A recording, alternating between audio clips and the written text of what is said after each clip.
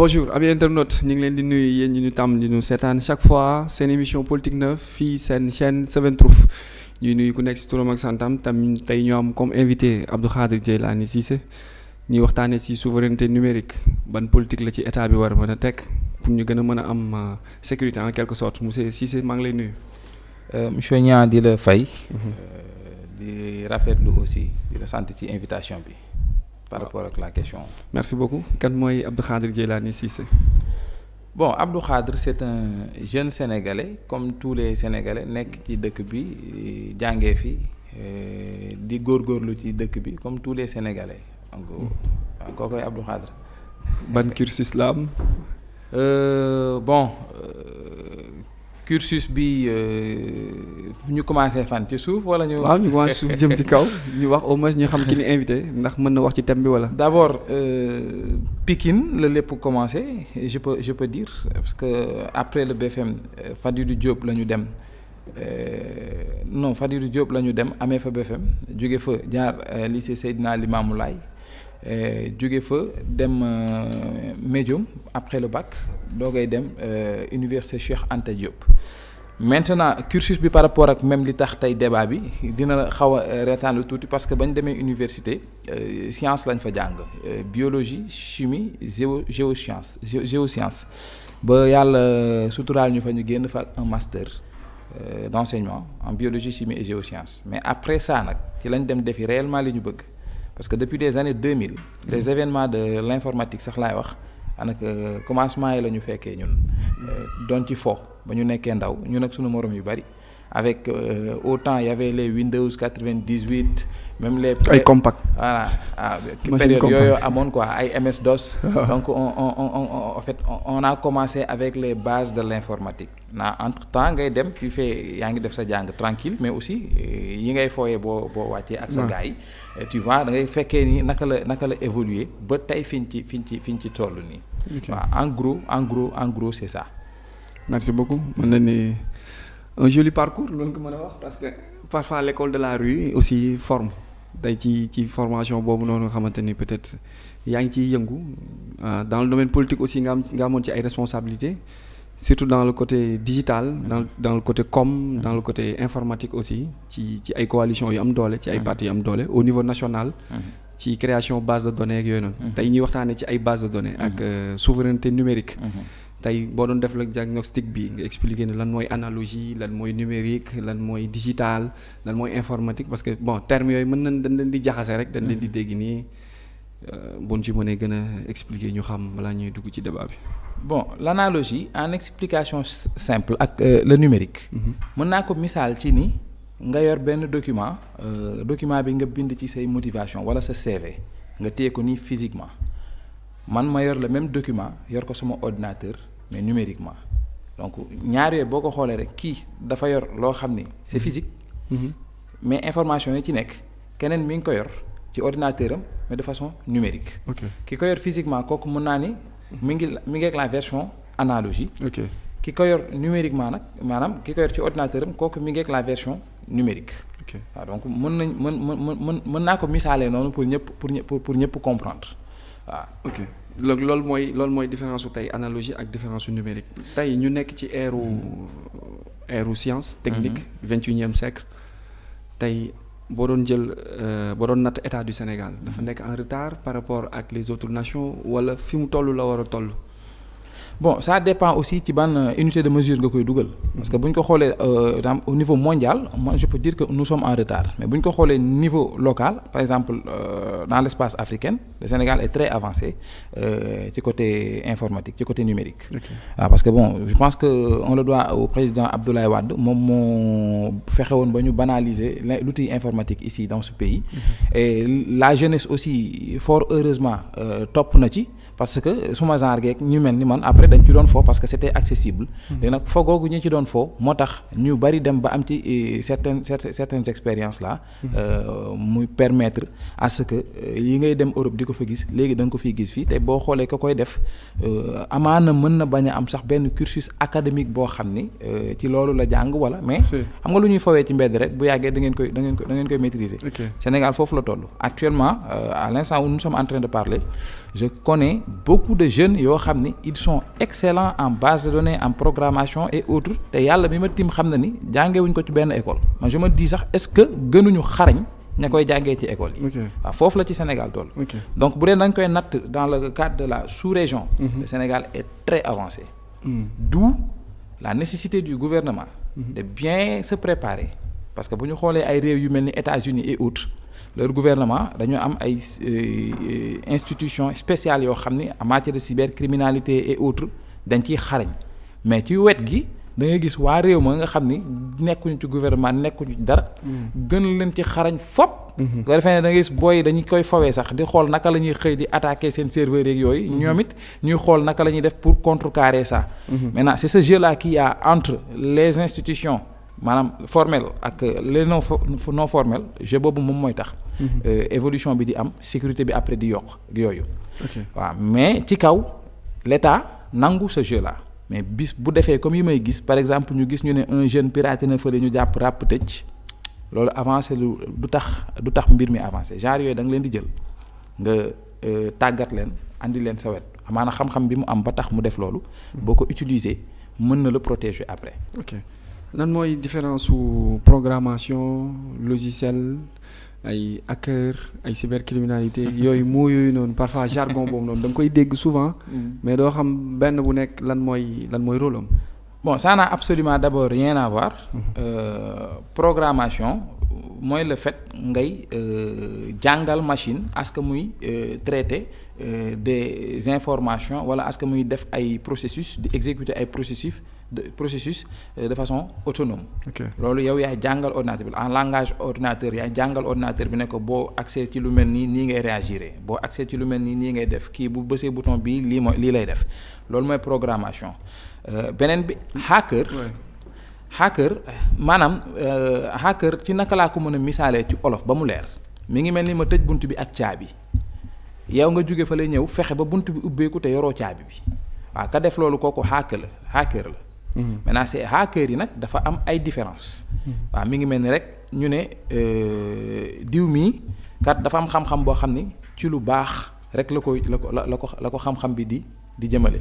kooku dañuy wax ni c'est un hacker à chapeau blanc white hacker bu dee ni kat moom xam-xam gi daf ko jël pour def ci rek lu bon. kooku la ñuy wax black hat maanaam hacker au chapeau casquette noire. Maintenant mën nga nekk ci diggante bi ñooñu la ñuy wax les grey hackers parfois nga def lu baax parfois nga kii di bam donc hackers yi souvent yi ngay dégg ne piraté nañ sama compte. sa compte Facebook am ku toog këram toog di taper ay code wala di def ay luxur ba am accès ci sa mot de passe dugg ci biir compte bi après nag tëj compte bi soit mën na la ci chantage wala ñooñu la ñuy waxee hacker à casquette noire. mooy black hat yi. waaw loolooy hacker. Cybercriminalité.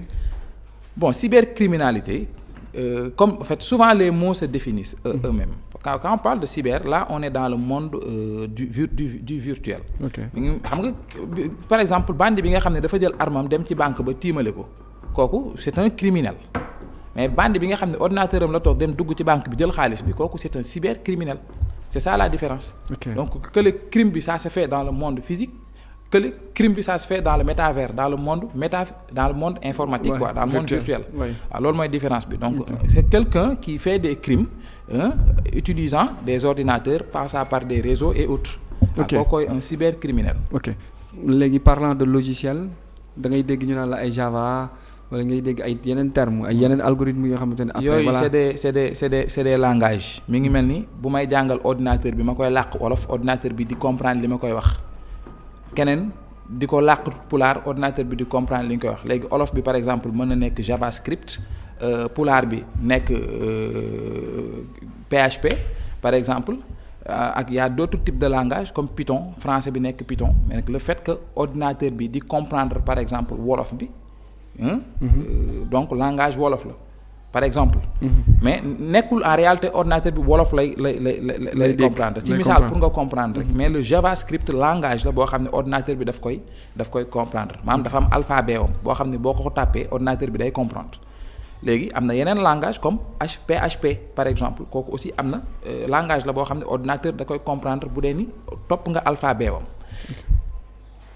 ak ban je viens de dire Python aussi Python, pareil waaw ouais. loolu mooy langage quoi Ouais. maintenant ordinateurs yi dañuy comprendre ay langage mais ci kaw nga xamal leen alphabet wu langage boobu noonu. ok parfois da nga gis ni ay moteur de recherche parfois tu entres dans DuckDuck wala dans Google dans Yahoo tu tapes après automatiquement mu am réflexe yu indil la ce que tu es en train de taper. loolu c'est ban jàngat la loolu. bon c'est d'abord des algorithmes. yoo xam ne dañ ko créer algorithme yooyu nag dafay lire ay informations sur des bases de données d'où l'intérêt même du sujet bi ñu fi boole tey. mooy les serveurs et autres.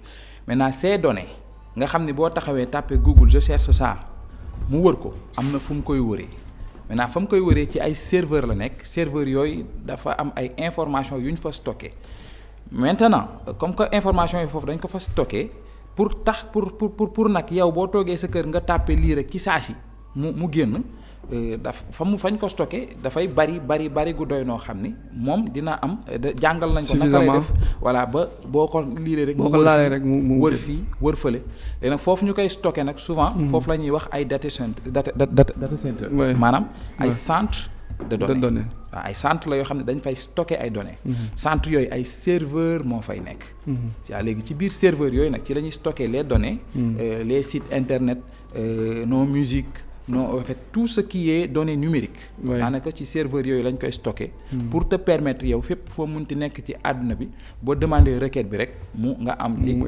am ci accès ok d'où l'importance de notre thème ñu duggaale ci deuxième sujet bi parce que say explications tuddaale nga ci les data centers et autres récemment il y a quelques mois ci ginnaaw dégg na le ministre chargé de tout ce qui est numérique et autres mu waxoon fi ni Sénégal dina fi am capacité wu créer mettre en place benn data center bu nga xamante ni suñuy données dootuñu ko jéggaani dootuñu ko confier ay république chinoise wala ay république américaine wala république française ñu koy enregistrer dina stocker après dina envoyer léegi tout se fera à partir d'ici à Diamniadio loolu comment est-ce possible ak naka la ko nit ñi mën a déggee ñun ñi nga xamante ni peut-être amuñu jargon numérique boobu noonu.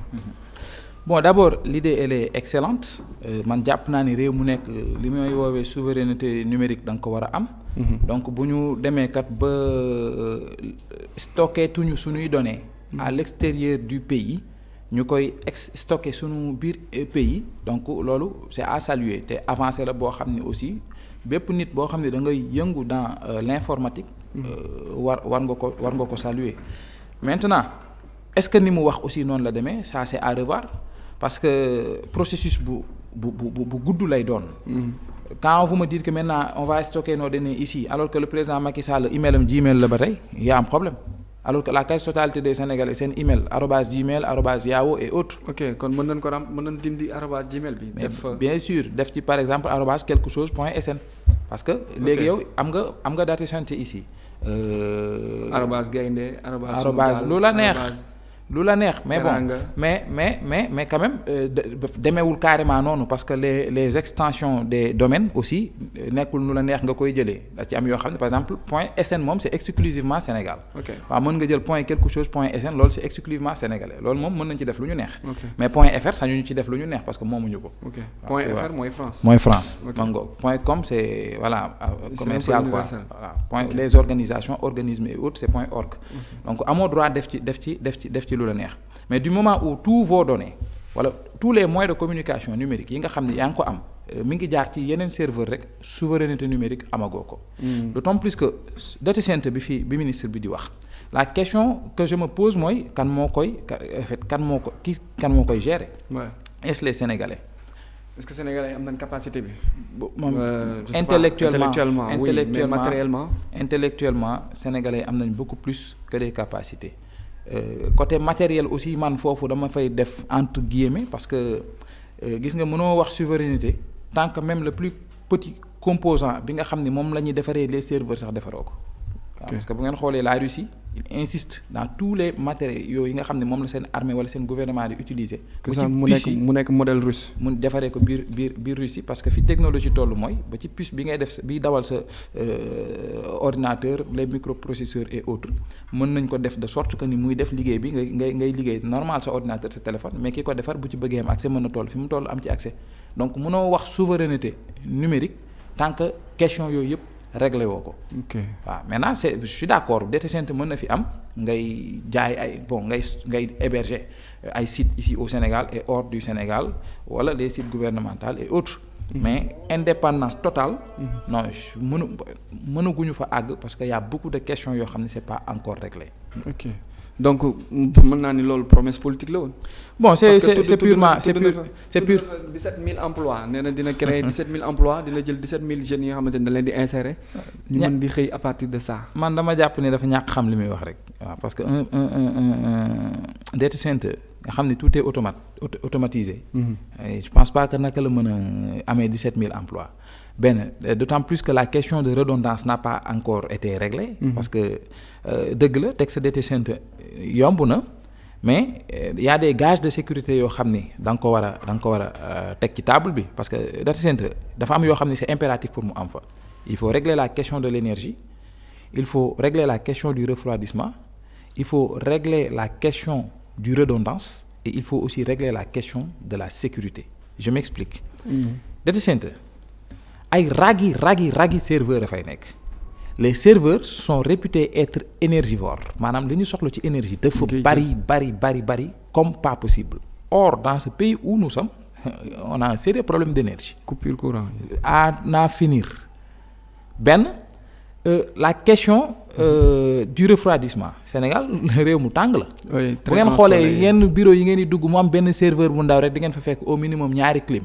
Imaginez un data center boo xam ne mën nga fa fekk plus d'1 million de serveurs est-ce que yaa ngi dégg donc cette question ça doit être réglé ma ñëw ci la question de redondance qui veut dire serveur bi ci la ñu stocké ay données X mais bu jékki-jékkee serveur yi tàq ñàkk nga données X yi.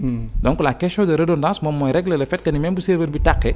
am na beneen serveur ailleurs. muy sotti quoi. mangoog buy def une sorte de mirroring. genre disque dur externe. non mën na nekk moromu serveur am sax. ok mais day am ay technologie de mirroring yoo xam ne moom lay utiliser maanaam les mêmes données qui sont ici dañ koy cloner fële. ok comme ça bii. bu fayee rek automatiquement di nga am accès ci beneen bi sa liggéey du taxaw boobu mooy nekk mooy la question de redondance beneen bi mooy la question de sécurité c'est-à-dire def naa fi suma data center am na ay nit yu bari yoo xam ne kat ñëw nañ ñu héberger leen fi ils ont stocké leurs données ici mais naka la ñuy def ba protéger seeni données ba n'importe qui du toog dëkkam di def ay cybercriminalité ay attaques par exemple pour récupérer ces données. Par exemple bu dee ni ce sont les données de l'armée nationale par exemple wala les données de nos finances publiques benn nit toog fële sécuriser woo ko de sorte que ni n'importe qui mën na ci am accès yooyu aussi dafa bokk ci souveraineté réew. donc ministre bi bu taxawee naan di wax bon xam nga ici au Sénégal moom politique bu yàgg bi la gars yi xam dañuy ñëw taxaw xam nga di dëpp nit ñi woy dinañ ko def mu mel ni Paris dañuy dem suba ci weer wi mais après techniquement tu vois que ni tout n'est pas encore réuni. Bon je dis pas que ni nag amut loolu lépp mais daal jàpp naa ni les conditions ne sont pas réunies. pour ñu yegg foofu noonu. pour l'instant nii. waaw à l'instant où nous sommes. nous sommes en train de parler numérique souveraineté numérique. des na il faut régler beaucoup de choses avant. problème de refroidissement bi nga wax de sécurité. bon refroidissement bi sax ça peut se gérer. l'énergie bon waaw. je suis sceptique mais redondance bi ak sécurité bi. redondance bi moom gisuma ko ci. waaw redondance bi gëwuma ni boog ils vont régler le problème de la redondance en interne. waaw loolu mooy pire erreur. Parce que pas plus tard que il y a quoi même pas deux mois OVH avait ce problème dafa am benn partie à Strasbourg serveurs yi doon lakk ici au Sénégal sentir nañ ko parce que man je gère beaucoup de domaines yoo xam ni ce jour-là ils m'ont appelé ne ma on peut plus avoir accès à nos emails mais après bon quand ba ma duggee constaté ko ma gis ni foofu serveurs yaay lakk ils nous ont donné des procédures pour virer dans d'autres serveurs yoo xam ne moo nekkoon les serveurs de redondance. Et très vite hein. Rapidement tu tapes les trucs et puis voilà tes données reviennent. mooy redondance bi ngay wax. mooy bi may wax maintenant xam nga ñooñu ils ont eu l'intelligence de le faire dans d'autres pays. Oui. Il y en a qui demandent à ce que le redondance soit faite dans ay en fait l'importance li am solo mooy mu bañ a nekk dans. ci même lieu bi mais fii Sénégal à part serveurs yi ñu doon dégg bon data center bi ñu doon dégg Technopole bu Sonatel bi bu Diamniadio bi lañ fi dégg voilà bu Diamniadio bi man déggaatuma fi beneen donc la question de redondance comment elle a été réglée c'est une question que je me pose. C'est une question. Donc actuellement nous sommes dans un conflit mondial en quelque sorte géopolitique bu nga xamante ni entre guillemets on dit que la troisième guerre mondiale c'est numérique et c'est une guerre numérique entre les données entre les pays menaçant même l'élection américaine bi passée entre Biden ak Trump. loolu mu am ay téléphone sous écoute fii da ngay gis le président français bu waree am audience avec la chancelière allemande ngay gis ni elle était sous écoute. loolu ñun na lañ ko mën a déggee bu fekkee ñoom les grandes puissances ñoom ñooy am failles yooyu donc ñun quel devrait être notre rôle dans ça dans cette ère là cette nouvelle ère de numérique qu'on parle et qu'on ne maîtrise presque pas rien du tout.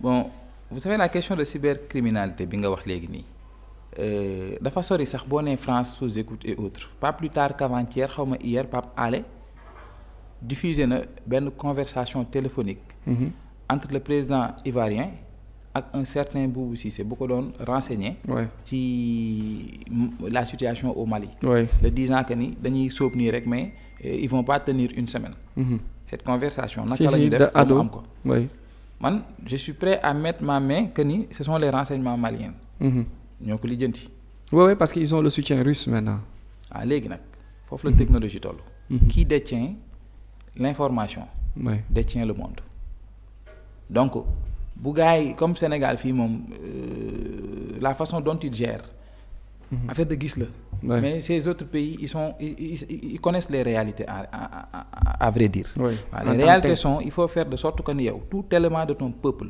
soit tellement averti en matière de numérique et autres mu am ci bon pas ñëpp mais ñu am ci yenn xarañte yoo xam ni beaucoup de ces questions là peuvent être réglées.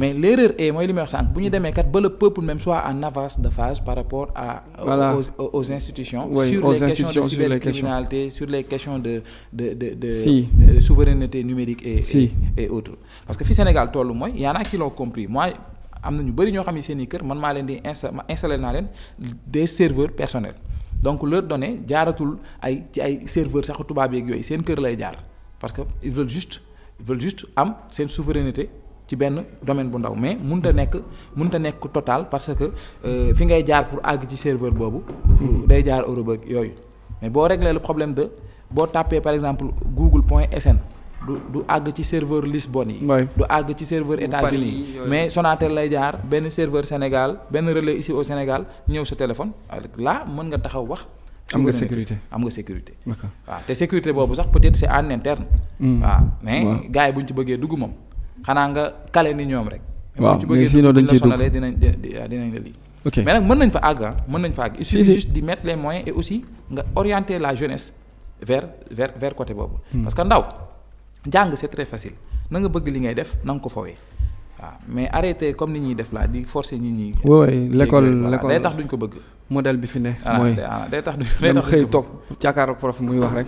donc quel message mot de la fin quel message lancer en quelque sorte à la jeunesse bu nga xamante ne entre guillemets jeunesse geek. mooy numérique ñiy évoluer dans la communication digitale dans tout ce qui est appareil digital. dans mooy geek yi rek. waaw les geek ñi nekk ci kii bi. nga xamante peut-être defuñu ay études profondes demuñu dans l'ancienne école laay wax sax parce que la nouvelle école léegi nekkatul jàng ba cycle doctoral mooy tu sais quelque chose à faire rek après vite fait nga dem nekk ci leneen est-ce que am na porte de sortie est-ce que mën nañ ci jariñu est-ce que buntu la pour se faire maintenant quelque chose. bon li ma ci mën a wax mooy actuellement à l'instant où nous sommes en train de parler. ut xam-xam dafa gën a yomb. mais malheureusement divertissement yi ici au Sénégal moo nar a yàq lu bari réew mi ndaw ñi nga xam ne tout le temps ils sont avec leur téléphone et autres arrêtez di dem di seetaan yi ngeen xam ni amul njariñ xam-xam boo ko bëggee am adduna bi am na ay nit yoo xam ni seen xam-xam dañ koy joxe gratuitement ci YouTube bi ak ci ay forum bu dee ni da nga bëgg mën programmer dugal YouTube nga ni damaa bëgg mën programmer mu génne la ñi ciy wax naka ngay programmer di la jox ay leçons di la jàngal bu dee ni par exemple électronique nga bëgg dugal YouTube nga ne lii laa bëgg mën ci électronique nga gis ko fay jàngale doo ci fay dërëm dina jël temps bul bàyyi continuer essayer gis nga boo paree lim la mën a jural par weer sax laa la wax salaire par weer sax dootoo ko faale xam-xam jamono yi accessible boo xam ni maare day taali mais malheureusement dañoo nekk ci réew moo xam ni man c'est comme si le gouvernement il promeut la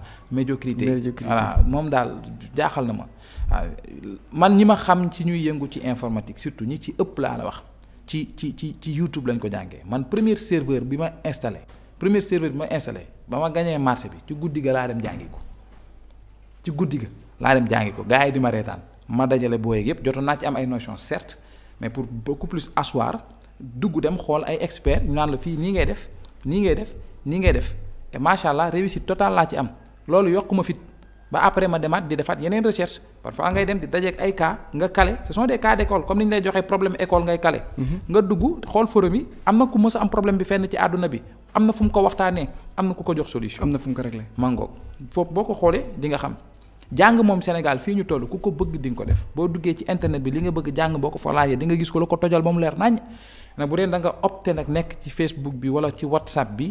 di fo bon loolu sache que ni yaa ngi yàq lu bari ci sa àdduna lu bari nag te après di nga ko regretter parce que kala tegal WhatsApp beeg tegal Facebook bi kooku yaa ngi dugg mi ngi liggéey ci sa kaw nag laa parce que information boo fa bàyyi da koy utiliser après pour jaay ko loolooy waral nga jékki-jékki di gis ay publicité ci par exemple benn boisson parce que am na ci foo xam ne yow gis nañ ni yow boisson bi intéressé na la moom jël na yow say information jaay ko kay jaay boisson boobu xëy di la wan li nga bëgg a gis. yow après da ngay seetaan bi ci digg bi rek mu dugalal la ko. te bizarrement la mu lay dugal boo xoolee ci semaine boobu yaa ngi ko doon wër. li ko waral mooy cookies yi ngeen di gis souvent ñu naan la accepter cookies. ay xeetu machine learning la dañ lay jàng bu ñu gisee ne yaa ngi seet ventilateur jour boobu noonu semaine boobu noonu foo dugg publicité ventilateur ngay gis.